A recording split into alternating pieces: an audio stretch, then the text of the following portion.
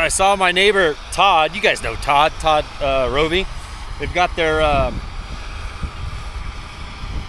what is this thing called? I don't know. It's on tracks. I don't know. It's got an X after it. But they're pulling their eliminator, which is always cool. I filmed it in the past, but it was a much smaller field, and it wasn't doing a lot of. It was an old stand that had been there kind of fallow, so they just ran it to prep the field. Well, here it's kind of cool. This is an old sorghum field. It produced so well, the dairy said, just take it out. We have too much feed. We don't need to regrow it.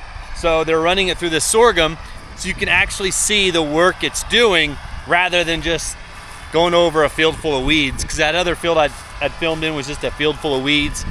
So we'll get to actually watch this, see what it's doing to a crop that's established, that's already been harvested once. I don't think they irrigated it. They're wanting to see how things turned out.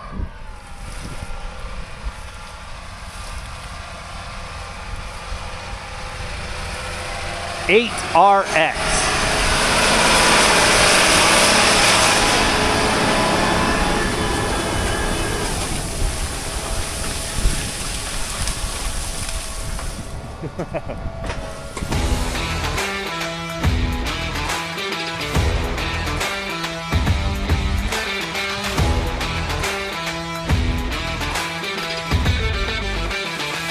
We're making hay. So this is the Wilcox eliminator. We've got shanks up front. Look, one set of shanks. Those are like small chisels. Then you've got actual rippers. Chisel, ripper, the paddle wheel, chisel, ripper, paddle, and then this crazy thing, and then the Cultipacker. This thing is a beast, so it takes a lot to pull it. This tractor has 410 horsepower. He says it pulls really, really well. I was talking to Todd about it. They run a lot of demo equipment, so I always have to ask if I can film it, because you never know what's being filmed. Like, they run a lot of cotton pickers and all sorts of stuff that Deere sends out to them, and so you just got to be careful what I film. But look at what this is doing. This is the whole point of the eliminator, is a one-pass job. I mean, it doesn't always work. Sometimes it works, but I'll show you what this is doing here. So you can see here is the sorghum. Like I said, this is established. It's already been harvested once, and here's the pass that he made. I mean, it's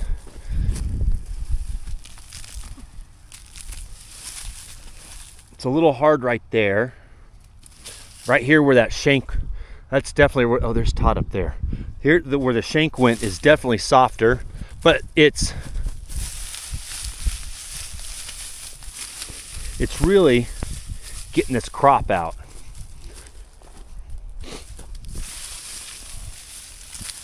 I mean, here's one. I mean, the goal is to get this crop out of the ground, turned under.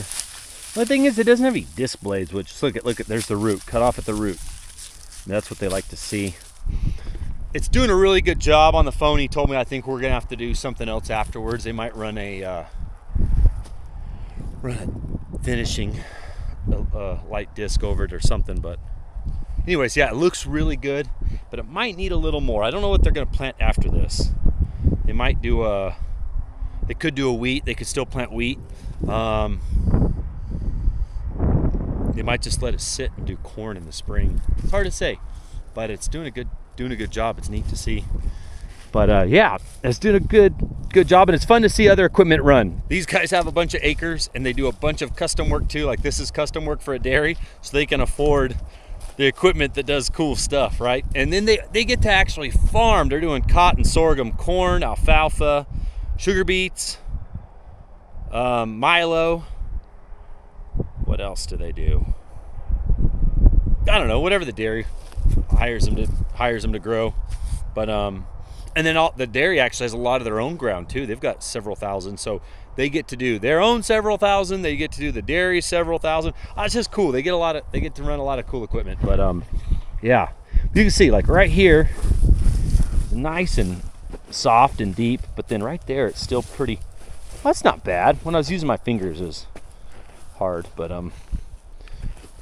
it's breaking it up pretty good. Pretty good. Oh, super cool. Fun. Always fun to see other equipment, right? Then the driver gave us that nice little preview backing up, but he had to back up anyways. But I don't know, you guys, I don't know. Look at, see, that one's still there. They want all this out. Well, I like it. Super cool. I've actually got to go.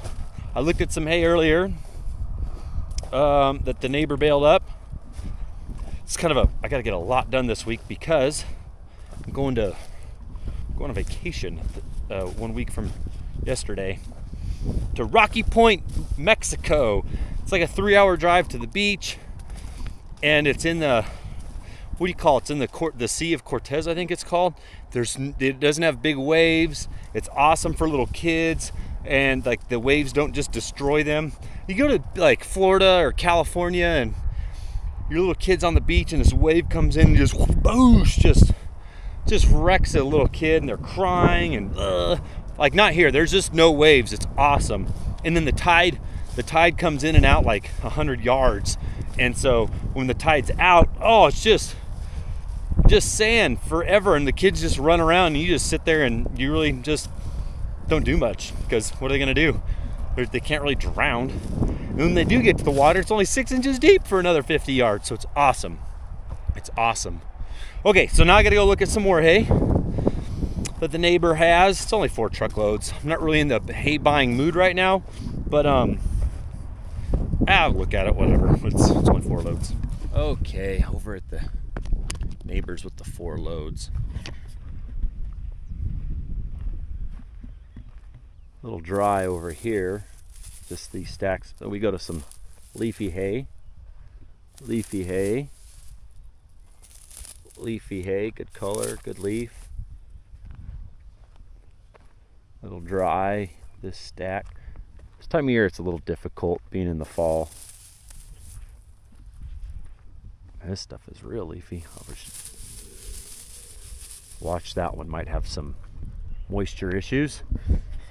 Been coming across a lot of tobacco, or what do you call it, caramelized hay. I think our roadside, I think we started stacking the hay too soon after we steamed it. We should have let it sit in the field a little bit longer. So next year, talking to Brian, we're going to this shadow, we're gonna have our guy wait to start stacking it, because it's getting some complaints. That's beautiful hay, beautiful leafy, nice, good. But you see this is from morning dews. This stuff hasn't been rained on. It's just had a heavy morning dew. Leafy.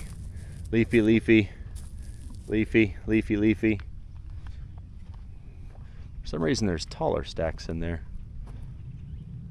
Okay, well, okay, looked at it, I'll think about it. This is 2nd year alfalfa, getting irrigated.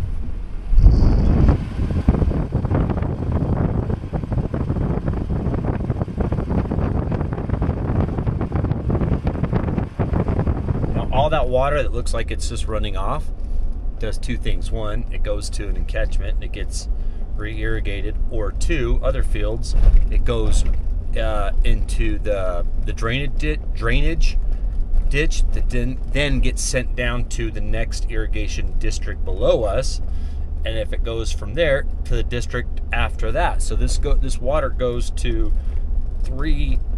Once it passes our place, if it passes our place, it goes to 2 more irrigation districts. So no, this water's not being wasted. It's being used, whether it's at our place or at another place. I'm gonna vent really quick. So this field road, if you look straight ahead, there's a road that goes out to Blacktop Road. We've used this road now for I I don't know, 80 years, 60 years, who knows, like a very long time. All these people have been moving out here and building houses. These houses are all within 10 years old or younger. This guy bought this house that they used to make drugs in it. He probably has no clue. It was a meth head house. Now he parks his semi right in the road because he owns that property, or so a road that we used to use that probably has an easement on it is now just being blocked by a semi. Awesome. I love all these people moving out to the country so they can feel like they're in the country, but then they don't respect what's going on. But you know, if there's no easement, then it's his. He can do whatever he wants. But I don't know. Just me venting. Sorry, I vent a lot to you guys, and it turns into a big complaint. Sorry, I'm not a complainer. I promise. You guys just always happen to. I just happen to be filming when stuff's going south. There's the canal. This one is the south extension. Oh, look at that Dodge. Heck yeah, that's cool. Can you guys see it? Anyways, this is the south extension, the Buckeye Water Conservation and Drainage District. We have two canals. There's the main and the south. This is the south. The goal is, it's so wide, you can see how big it is. The goal is to, over the next 20 years or less, hopefully, narrow it up, and then it goes from dirt to concrete.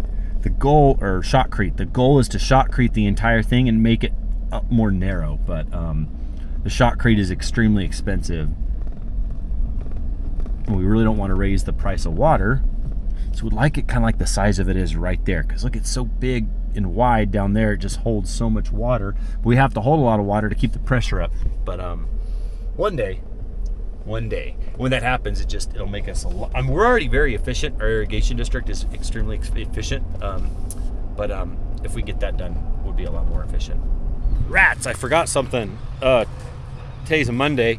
Saturday, I was supposed to take hay to the there's an auction yard, and our delivery guy doesn't work Saturdays, and I was like, they're super close, they're like 5 miles away, I'll do it. Well, I forgot. And so they're like, hey, well, we're completely out of hay. Ugh. But then our retriever, one's in the shop that Peter built, and one is 40, 50 miles away by now. So we're gonna take this. Well, Leonard's gonna take the squeeze and a half a semi. But when you mess up, you gotta fix it. Morning. Morning. Yeah. So I gotta tell Lisa. She makes him a ticket, like a regular ticket, a handwritten ticket.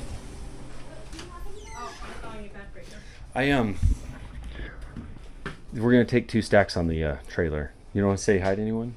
Hi. Lisa has a new grandbaby. Everybody. What's her name? Kimber. When was she born? When was she born? April 12th. April 11th. Sorry. Can you make the ticket for 2 stacks? I called Sherry. She's like, "Oh, make it. That 2 is fine." Yes, but I'm not gonna send it with you. Oh, just make it for 2 though, so we don't forget. Because it gets messed up. That's fine. Yeah. Okay, I'll make it. Thank you. So we make these hand tickets for them, so we don't forget, because we forget stuff. I always wonder how much hay was given away for free because I forgot to tell them to write a ticket. I'm sure it's happened, but oh well. Hey, Kins, what's going on? Hey, just selling hay. Good. She wore her work boots. I told her she had to wear. She's out there trying to do hay inventory with me in Crocs. I'm like, this isn't gonna, Mackenzie, this isn't gonna work. Wear your boots. So she's got her boots on. Okay, who thinks Mackenzie? Hi. Quit fluffing your hair around. Look at, quit it. Stop. It's like a habit she does. Like, what are you doing? Where do you think we are in the city? I'm gonna start doing this now. Oh, hey guys. Hey. Well, because it like gets caught in your shirts and stuff, and so then I do it, and then once you start, you kind of have to just finish. Oh, she's stupid. Anyways, does she need her own camera to learn? I want her to learn everything. Do you want to learn everything? Sure. If you're, my thing is, my deal is, I want to be able to go out of town and enjoy my family and my life. And I want someone to be here that can understand everything. And I want my dad in his mid-60s to be able to go out of town and enjoy his life. So you want me to be tied here? You want to throw me to the wolves? Yes, just like I was. Well, I wasn't really thrown to the wolves. I grew into this, like learning everything as I went. But what do you guys think about her getting a camera, her own camera, and filming as she learns? Ooh. What do you guys think? I think Drew should teach her how to drive a semi. We should put her in with Drew. Like, all right, Drew, teach her how to drive. And then we'll throw you in with Leonard to teach you how. Leonard won't have the patience for you. Like, Leonard, do you want to teach my sister how to drive a squeeze? No, I'd rather quit. I think Drew would rather quit too. No, Leonard, man, poor Leonard. Drew's got a kid, so he's used to it. Yeah, poor Leonard has trained several people how to drive squeezes, and so he's just like, dude, I don't want to do that anymore. I don't blame him, right? Yeah, it gets frustrating. But so what we're doing right now is because Mackenzie I've been trying to pass off all sales calls and dealing with customers to her. I used to talk to a lot of people. Lisa talked to a lot of people. And I would like to not be on the phone so much dealing with the customers. And so I'm really trying to teach her all the things that I've learned and what I know and what we're doing. So then when a customer calls, she can tell them the hay we have, and she can accurately describe the hay we have to the customer. Because we have so many different qualities and products that when someone says, I want something, I'm just feeding some cattle in Texas, I need some big bales for some cattle. Great, we've got some lower quality big bales that work perfect for that. When we say lower quality, it's not that they were rained on. Well, they could be rained on, but they're just not quite as leafy or as green. But there's just something that dings it, that lowers the quality. So we're going to be looking at some big bales and some small bales.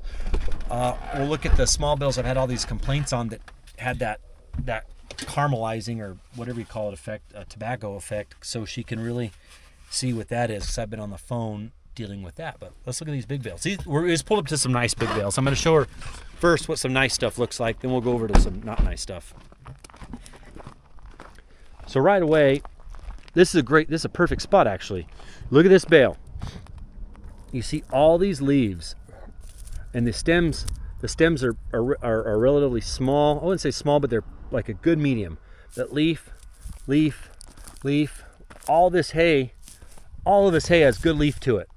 Right here, it doesn't. I mean, like the difference between this and this, just stems, all of these stems just everywhere. Now, this isn't bad hay, but this is a perfect example of an off grade that would be discounted. Just all this is real dry. I can tell once you cut this open, it's not going to flake. That stuff up there, the same. This whole row right here. Let's keep going. This is pretty decent. Goes back to some drier stuff. Even here, this crazy thing, Mackenzie, this is a seed pod. Alfalfa seed is inside that crazy looking little thing. If you rub it together, or squish it I should say, the seed falls out. Oh, come on. I think it blew away. I don't know where it went. But anyways, so when I see seed pods like that, it automatically tells me this hay got old in days. There's two ways to measure the age of hay, of alfalfa. One is the years. How many years has it been in production? Two, how many days since it was cut last? And so these seed pods will tell me it went over 30 days to 35 plus days between cuttings, and that means it's going to be a little bit tougher. It's not always a bad thing, but it's just something to know. Like, this is some real nice hay. Look at that. Ooh. I always tell people, don't judge a book by its cover. Don't judge. Look at that. Ooh, I like it. We need to find some more off-grade stuff, because there's a specific customer that wants some off-grade hay, so we need to find some. This hay is all pretty good. I think we need to go to one barn over. So Mackenzie's learning right now too. We get dry vans that come in. We get these brokered trucks. These guys aren't used to, or we get step decks, flatbeds, and dry vans that come in. The dry vans are pretty quick and easy. You load the truck, there's no tarping. They just shut the doors, they're gone. Like, they're in and out of here in less than an hour. The trucks that require tarps, on the other hand, it might take them 4 to 5 hours. Just, they're not used to hauling hay, they don't know what they're doing, and it's just a mess. And so we have a shut-off time for flatbeds. Well, dry van just came in. Here it is, 4:15. She's like, no, it's too late. And I said, well, it's a dry van though. Like, that guy will be in and out of here in less than an hour. And so we called Leonard, and it's really a discretion up to Leonard. I don't know how much cleaning up or whatever else he has to do around here. I don't want to push him too much just because he's got responsibilities, but he said he could load it. Mackenzie's calling the office, but nobody's answering. See, Mackenzie, like, hold those. And there is I mean, you see the size difference, right? So that's what we look at, and customers will complain. This will be something that I deal with if someone wants a specific quality and something else shows up. So that means you get to deal with it now. Your headache. I deal with it. People are going to call and complain. I said, you're talking to the wrong person now. Sorry. Okay, cool. Well, so what do you think? Get her a camera, don't get her a camera. Get her a camera, don't get her a camera. Then the other question, does she just get her own, or do we just keep all on the same account? I don't know. Well, we didn't make the baby alfalfa today. The sun's going down. It's 6 o'clock. I'm going home. Hopefully we'll make it by there tomorrow. Tomorrow is gonna suck. I'm an idiot. I really don't feel like telling you guys how stupid I am. But I gotta drive to Tucson. I have to be there at 8:30 in the morning. We'll just leave it at that. But anyways, thanks for watching the show, you guys. Don't forget, thumbs up, share, like, comment, all those things. Don't forget to tell me what role my sister should take in the social media realm on the YouTube. She doesn't like doing Instagram or Facebook very much, but I don't know. I think it'd be cool, personally, just so you're not looking at my face all the time. So let me know what you think. See ya.